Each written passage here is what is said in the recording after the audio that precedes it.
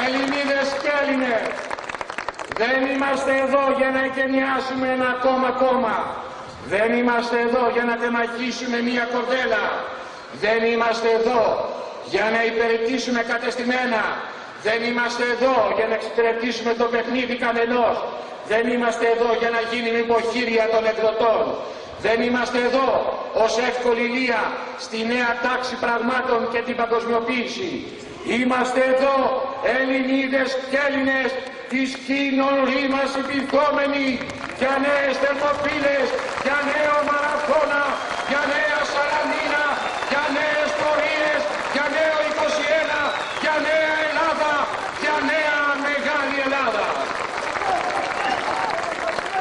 Είμαστε εδώ για να βάλουμε ψυχή και σώμα ανάχωμα στον αντελληνισμό και στην προσπάθεια εξαφανίσεως της Ορθοδοξίας. Είμαστε εδώ για να απελευθερώσουμε τη χώρα από το ζυγό και την πολιορκία των λαθρομεταναστών. Είμαστε εδώ για το μεγάλο όχι. Είμαστε εδώ για το μεγάλο όχι απέναντι στους φαύλους και τους ενδοτικούς. Είμαστε εδώ για να υπερασπιστούμε καμπάνες και σταυρούς. Είμαστε εδώ για να τιμήσουμε με προσοχή και προσευχή εκείνον που μας θύμισε πριν 2.000 χρόνια. Είμαστε εδώ γιατί ήγηκε η ώρα να δοξάσουμε το όνομά του μπροστά στους γενίτσαρους της παγκοσμιοποίησης.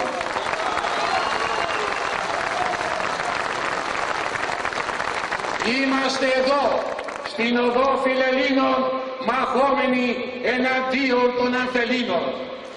Είμαστε εδώ στο Σύνταγμα για να προφυλάξουμε το Σύνταγμα από νέους βιασμούς, από ένα νέο εκναυλισμό, από νέα έκδοση, από μια διαρκώς διωκούμενη διάθεση αυταρχισμού που σε ορισμένες περιπτώσεις κινείται και στα όρια του απολυταρχισμού. Διότι δυστυχώς το σημερινό πολίτευμα της χώρας δεν διαθέτει αυτούς τους αναγκαίους θεσμικούς μηχανισμούς ελέγχου της πολιτικής εξουσίας, της κυβερνητικής αυθαιρεσίας. Η πεμπτουσία όμως της δημοκρατίας είναι η διασφάλιση του λαϊκού συμφέροντος. Διασφαλίζεται σήμερα το λαϊκό συμφέρον, διασφαλίζεται περισσότερο σήμερα από ότι 50, 30, ακόμα και 25 χρόνια. Ποιος μπορεί να φρενάρει, ποιος μπορεί να προλάβει, ποιος μπορεί να αναστείλει τις αυθαιρεσίες των αμφιβολισμών και αρχικών δικαιωμάτων του ελληνισμού. Ποιος μπορεί να φράξει την ανεφόρον παράδοση της χώρας σε φαινόμενα τύπου ημίων το 96 ή παράδοση του Οτσαλάν το 1999. Ποιος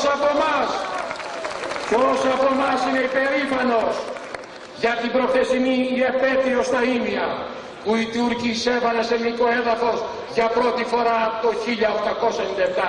Πολλοί σε αυτόν τον τόπο και ανάμεσα σε αυτούς και εσείς σε αυτή την πλατεία αναζητούν τις διασφαλιστικές δικλείδες του Συντάγματος του 1952 που σημειωτέων είχε εμπνευστεί και δημιουργώ κυβέρνηση του κέντρου.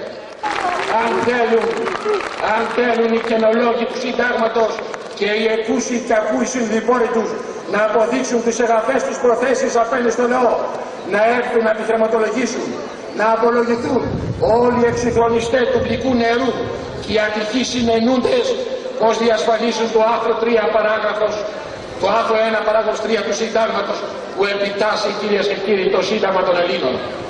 Όλες οι εξουσίες ασκούνται προς το συμφέρον του λαού και του έθνους. Σας ερωτώ, συμβαίνει αυτό σήμερα? Σέβεται κανείς το ακρογωνιαίο αυτό άρθρο του Συντάγματος? Είναι προς το συμφέρον του έθνους η πράξη εξουσίας για την εξαφάνιση της εθνικής μας ταυτότητας? Είναι προς το συμφέρον του λαού η πληθυσμιακή αλλίωση της χώρας με την ομοποίηση ενός και πλέον εκατομμυρίου λαθρομεταναστών και διαλοθρίσκων? Ποιο λαό, κυρίες και κύριοι, ποιο λαό, Ελληνίδες και Έλληνες, ποιο λαό υπηρετούν σήμερα οι κατούντες? Ποιος είναι επιτέλους αυτός ο λαός? Οι τραπεζίτες που ξεσπιτώνουν μνήμες και όνειρα εκατοντάδων χιλιάδων Ελλήνων με τα πανωτόκια? ήρθε η ώρα της αφύπνισης, ήρθε η ώρα της ρήξης, ήρθε η ώρα της ανατροπής, ήρθε η ώρα να διώξουμε τους φόβους. Ασυμβίβαστοι, αδέκαστοι, αδέσμευτοι, αδιαπραγμάτευτοι ξεκινάμε σήμερα τη μεγάλη πορεία κόντρα στον αποκλεισμό των μέσων, κόντρα στις light εκδόσεις των προστατευμένων τους, όχι στα ανθρωποειδή της πολιτικής, όχι στους εξαρτημένους και ευάλωτους που μας άπησαν τα όνειρα της 9ης Απριλίου, όχι στα πιόνια της λέσχης Μπίλντεμπερ, όχι στην κοινωνία του δίθεν ευδαιμονισμού, όχι στην υποδούλωση της πιστωτικής κάρτας, όχι στην εξάρτηση των τηλεοπτικών παραθύρων, όχι στη φεδροποίηση της Ελλάδος, αλλά ναι, ναι στο κλήρο και την ιεραρχία, ναι στη δικαιοσύνη, ναι στην αξιοκρατία, ναι στο λαϊκό ορθόδοξο συναγερμό, ναι στο σήμερα που μας γεννάει, ναι στο αύριο που μας περιμένει, ναι στις αρχές και τις αξίες, ναι στις παραδόσεις, ναι στο ελληνικό πολιτισμό, ναι στην πανανθρώπινη αξία της Ορθοδοξίας, ναι στην ελπιδοφόρα νέα γενιά, ναι στον πατριωτισμό, ναι στις μεγάλες ιδέες του έθνους, ναι στο φρόνημα και τη δράση, ναι στην ενκεντρική σκέψη, ναι στην Ελλάδα Ελλήνων χριστιανών της μίας πλευράς, ναι, ναι, ναι στην Ελλάδα που ανήκει στους Έλληνες της άλλης πλευράς, ναι στη δυνατή Ελλάδα, ναι στις ένοπλες δυνάμεις, ναι στα σώματα ασφαλείας. Ελληνίδες και Έλληνες, τίποτα δεν μας σταματάει, τίποτα το δρόμο δεν μας φράζει. Η νέα τάξη εμάς δεν μας τρομάζει. Έχουμε μαζί μας οδηγό, πάντα δυνατό, το δικό μας το λαό. Εμπρός με μια φωνή για τη μεγάλη ανατροπή. Ήρθε η ώρα να κοιτάξουμε μπροστά, να δώσουμε όραμα στη νέα μας γενιά. Θα προχωρήσουμε με βήμα σταθερό και θα νικήσουμε τον ντόπιο τον εχθρό. Εμπρός με μια φωνή για την ανατροπή. Αυτό σήμερα, κυρίες και κύριοι, δεν είναι κίνημα, δεν είναι αλλαγή. Είναι ξεκίνημα για την απαλλαγή.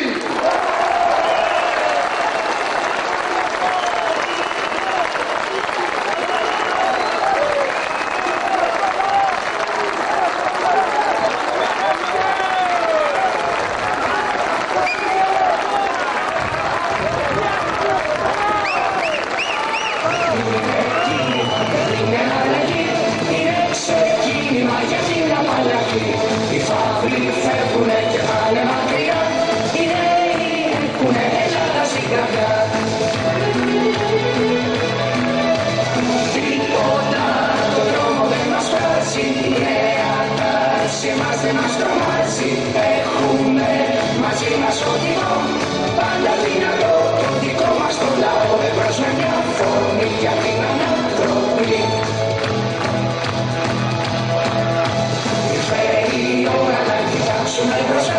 Θα δώσουμε όλα μας στη νέα μας γενιά. Θα προχωρήσουμε με βήμα σταθερό και θα νικήσουμε τον εχθρό. Τίποτα το δρόμο δεν μας φράζει, η νέα τάση εμάς δεν μας τρομάζει.